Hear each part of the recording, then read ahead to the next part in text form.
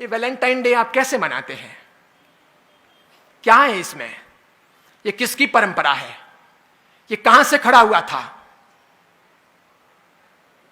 Italy के जन्मे हुए एक व्यक्ति थे, कट्टर ईसाई थे, सेंट वैलेंटाइन बन गए थे। उन्होंने एक लड़की के साथ शादी की थी। वहां के राजा को यह नागवार गुजरा था। वे उन्हें ईसाइयत से और इस प्रेम से तब्दील करना चाहते थे। 14 फरवरी को उनकी मौत हुई। उनकी याद में वैलेंटाइन डे प्रारंभ हुआ। आपके कौन मरा जिसके लिए आप वैलेंटाइन डे मना रहे हो?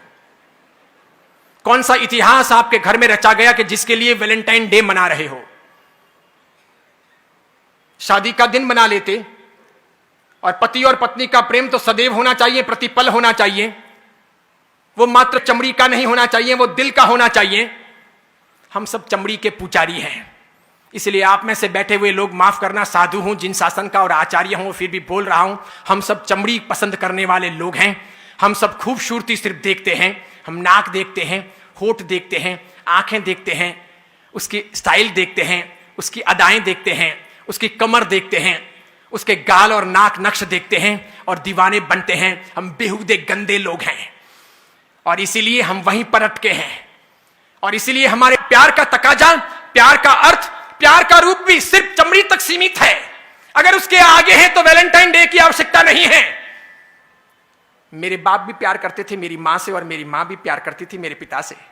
आपके पिता ने भी प्यार किया होगा आपकी मां से और आपकी मां ने भी प्यार किया होगा पिता से।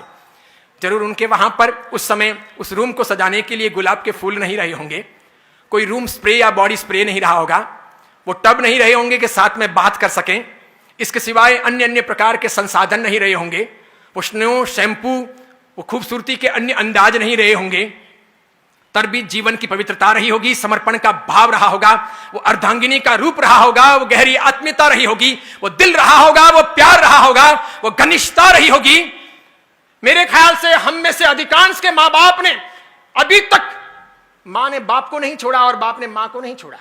न तल्लाक दिया, न ऐतराज किया। न हमारी मां अपने बाप को छोड़कर पियर गई और न मेरे पिता ने कभी अपनी मां को घर जाने के लिए कहा। भले ही मेरे पिता जाड़े रहे होंगे या आपके किसी के पिता मोटे रहे होंगे, मां दुबली पतली रही होगी, तब भी ये जोड़ा कामयाब रहा होगा।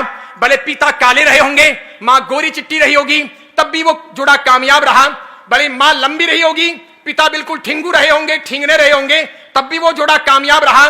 भले पिता अक्ल वाले रहे होंगे, मां अनपढ़ रही होगी, तब भी वो जोड़ा कामयाब रहा। आज तो हम इंच इंच देखते हैं, सेंटीमीटर सेंटीमीटर देखते हैं। आज हम देखते हैं कि उसकी आंखें बराबर नहीं है, उसके होठ बराबर नहीं है, वो बोलती है तो वो यूं यूं बोलती है, या फिर वो जो है ना वो देखता है तो बार बार यूं यूं देखता है, इसलिए मुझे ऐसा पसंद नहीं है। अरे डूब मरो चुल्लू भर पानी लेकर हाथ में कि हम चमड़ी के पुजारी हैं। हम दिल कब तलाशेंगे, हम अच्छी व्यवस्थाएं कब खड़ी करेंगे, हम संस्कारों की चिंता कब करेंगे, एक अच्छी इंसानियत के तौर पर इस दुनिया में ज्ञान का दिया कब जलाएंगे। अरे सब साधु तो बन नहीं सकते ये मैं मानता हूं, सब साधवियां हो नहीं सकती ये मैं मानता हूं। शादी करना आवश्यकता है जिंदगी की। हर कोई त्यागी बनकर के इस मार्ग पर आएगा नहीं। अधिकांश लोग गृहस्थ जीवन ही पालेंगे तो पाणी ग्रहण होगा, विवाह होगा। और विवाह के बाद कौन क्या करता है ये मुझे कुछ कहने की और पढ़ाने की आवश्यकता नहीं है। इसलिए गृहस्थ धर्म है, गृहस्थ जीवन है, गृहस्थ एक आधार है। इसे महावीर ने अलग से एक परंपरा कहा है, एक धर्म की व्यवस्थाएं दी है। लेकिन महावीर चमड़ी के आधार पर बातें करने वाले या चमड़ी को प्रमुखता देने वाले इंसान नहीं। उन्होंने उससे ऊपर हट करके न्याय, नीति, प्रामाणिकता, पवित्रता, प्रेम, भाईचारा, लगाव, मैत्री, आत्मीयता, सबकी बातें की।